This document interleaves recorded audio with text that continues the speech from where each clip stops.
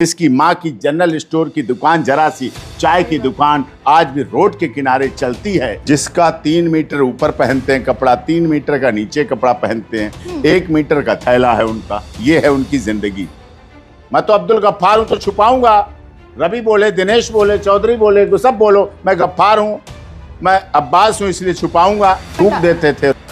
MP की plate तो लगे बाहर, बड़ी बड़ी मोटी पीतल की, लाइट वाली लगाओ मेरी प्लेट, लाइट वाली लगाओ। आगे नाथ न पीछे पगही, जिसके कोई वंश नहीं, खानदान नहीं, परिवार नहीं, रिश्तेदार नहीं। अखिलेश यादव जी, अपना नाम अखिलेश यादव जी लिखते हैं ना? बिल्कुल लिखते हैं। मुलायम सिंह यादव जी का पुत्र लिखते हैं ना? इस दौरे तरक्की के अंदाज निराले हैं, जहनों में अंधेरे हैं, सड़कों पर उजाले हैं। संसद में अपना दिखा देंगे जाके, एयरपोर्ट पे खट से दिखा देंगे जाके, ट्रेन में राजधानी में आएगा टीटी पूछने, आई कार्ड खट से दिखा देंगे। शाहरुख खान बेशक उनका बेटा नशेड़ी, गंजेड़ी, अफीमची, इसमें क्या कुछ भी था। जिसका 3 मीटर ऊपर पहनते हैं कपड़ा, 3 मीटर का नीचे कपड़ा पहनते हैं, 1 मीटर का थैला है उनका। ये है उनकी जिंदगी। क्या वो अपने पिता के कार्यक्रम में गए? क्या वो माँ के पास कभी गए? क्या उनकी बहन और बहनोई का इलाज नोएडा में होता रहा कभी देखने गए? ऐसे व्यक्ति के लिए अगर हिटलर कहा जाए तो ये बहुत बड़ी गलती है। बहुत वर्षों की तपस्या के बाद, उत्तर प्रदेश के लोगों की तपस्या के बाद उन्हें ऐसा मुख्यमंत्री मिले हैं, ऐसे देश के माननीय प्रधानमंत्री मिले हैं जिनका आगे नाथ न, देसी कहावत है, आगे नाथ न पीछे पगही, जिसके कोई वंश नहीं, खानदान नहीं, परिवार नहीं, रिश्तेदार नहीं, जो रिश्ते हैं भी उनको छोड़े बैठे हैं। जिसकी माँ की जनरल स्टोर की दुकान, जरा सी चाय की दुकान आज भी रोड के किनारे चलती है। और वो वहाँ घर कितने छोटे छोटे आज भी चल रहे हैं। ना कभी एमपी बनाया, ना कभी राज्यसभा सांसद, ना कभी एमएलसी बनाया, ना कभी डायरेक्टर बनाया, ना कभी पद दिए। हमारे प्रदेश में ऐसे ऐसे भी लोगों के हुए जिनके पूरे खानदान पदों से पट गए, पूरे भर गए। मोदी जी का देख लीजिए, परिवार का बताइए कौन है? तीसरी बार टर्म चल रहा है, तीसरी बार देश के प्रधानमंत्री है, माननीय प्रधानमंत्री है, लेकिन कौन है बताइए उनका? उनकी तो धर्मपत्नी भी रेस कोर्स पे नहीं आ पाई आज तक। सोचिए ना, ये तो त्याग है। इस तपस्या को देश याद कर रहा है और देश के लोग याद कर रहे हैं और उसका असर दुनिया में पड़ रहा है। आज कितने गर्व की बात है, रूस कहता है कि अगर आप कंप्रोमाइज कराएंगे तो हो सकता है यूक्रेन का। यूक्रेन कहता है हाँ, अगर भारत कराएगा तो हमारा कंप्रोमाइज हो जाएगा, जो दुनिया नहीं कर पाई। अमेरिका कहता है कि हाँ, अगर भारत आ जाएगा तो रूस और अमेरिका कसम। इसका मतलब हम दुनिया की सबसे बड़ी ताकत के रूप में उभरे हैं। हम मदर ऑफ डेमोक्रेसी तो हैं ही, दुनिया के सबसे बड़े लोकतंत्र तो हैं ही, लेकिन हम उस दुनिया के उस बड़ी ताकत में भी उभर कर सामने आए हैं, जो कि सामने दिख रहा है और पूरी दुनिया को दिख रहा है और पूरी दुनिया को इस पर गर्व हो रहा है और खुश है। और हमारा देश भी खुश है कि अवसर आया है। नेहरू जी के बाद, आजादी के बाद पहली बार, तीसरी बार कोई प्रधानमंत्री बने हैं और अच्छी तरह, बिल्कुल पूरी तरह से कार्य कर रही है सरकार। तो ये देखना चाहिए। इस पर मैं तो कहता हूँ सभी को साथ देना चाहिए। फिर अखिलेश यादव जी, अपना नाम अखिलेश यादव जी लिखते हैं ना? बिल्कुल लिखते हैं। मुलायम सिंह यादव जी का पुत्र लिखते हैं ना?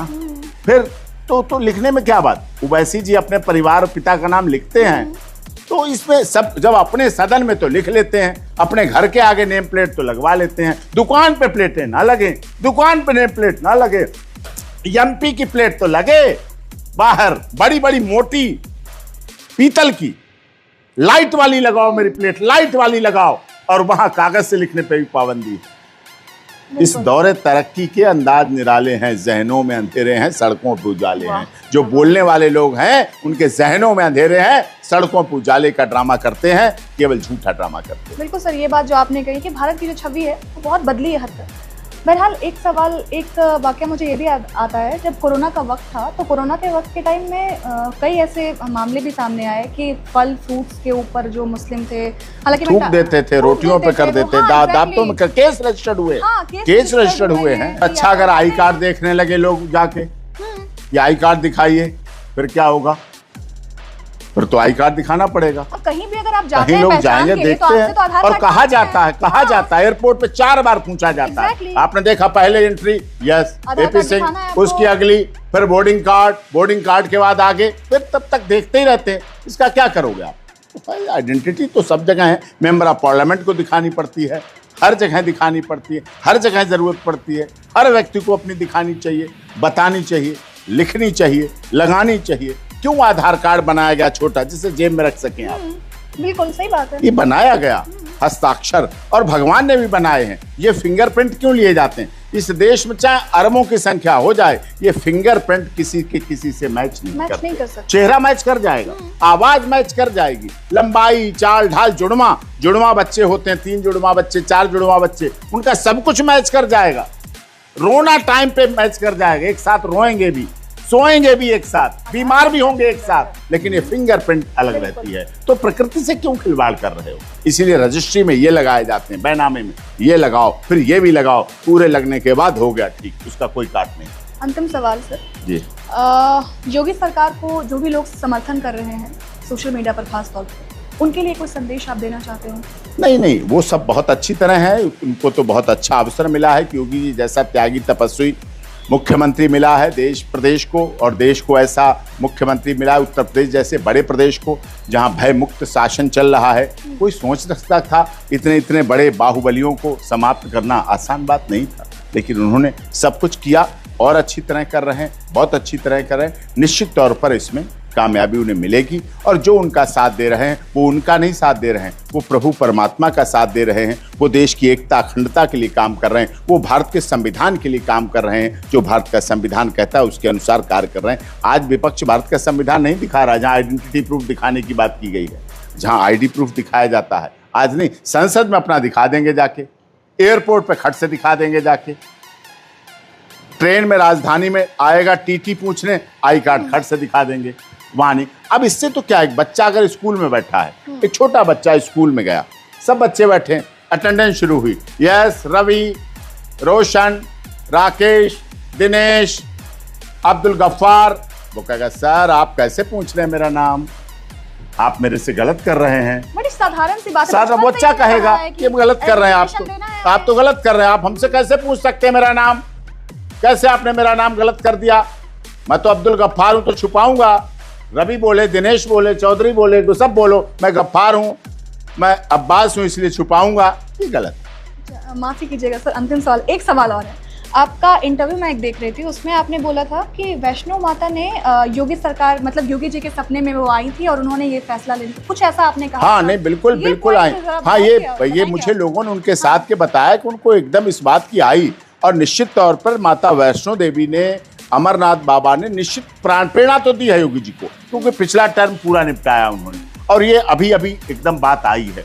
उन्हें तो कुछ ना कुछ उन्हें मिला है, लोगों ने बताया मुझे, उनके जो साथ रहने वाले, बात कभी हाथरस वाले मामले में तो बहुत निकटता रही है, तो बताया उन्होंने, तो मैंने कहा ये माता वैष्णो देवी कर सकती हैं और हो सकते हैं और जाते हैं। सुनिए माता वैष्णो देवी की बात। शाहरुख खान का लड़का जब NDPS में बंद हुआ, शाहरुख खान का लड़का जब NDPS में बंद हुआ, तो गौरी खान नंगे पैर माता वैष्णो देवी उनके लिए गई थी, अपने बेटे की जमानत, अपने बेटे की रिहाई के लिए गई थी, और वो सब गए। क्यों गए फिर? इसका मतलब माता वैष्णो देवी ने सुनी है, इसका मतलब घर में मांगा है ना उन्होंने, तभी तो गए मन्नत पूरी होने पे। चाहे बेशक उनका बेटा नशेड़ी, गंजेड़ी, अफीमची, स्मैक या कुछ भी था, बंद हुआ, जेल गया, छुड़ाने के लिए माँ तो माँ है, माँ तो करेगी, बाप तो बाप है, बाप तो करेगा, तो किया, तो वहां कैसे फिर पहुंच गए? तो माता वैष्णो देवी तो मना नहीं करती हैं, माता वैष्णो देवी में तो सभी धर्मों के लोग आ जाते हैं, फिर उन्हें क्या ऐतराज है? बिल्कुल सर, बहुत बहुत शुक्रिया। आपको ये भी बता दें, हम जब हम आए थे सर के पास, तो सर के पास बहुत भीड़ थी, बहुत लोग थे, उसके बावजूद सर ने वक्त निकाला। बहुत बहुत सर शुक्रिया आपका।